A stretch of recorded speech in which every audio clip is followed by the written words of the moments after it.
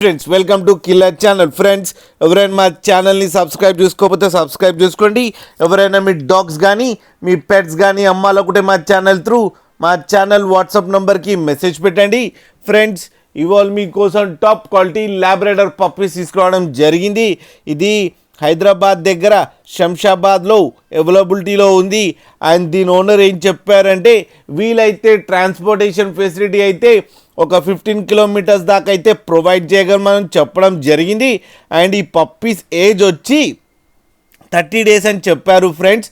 And 5 males and 5 females అవైలబుల్లో ఉన్నాయని చెప్పడం జరిగింది.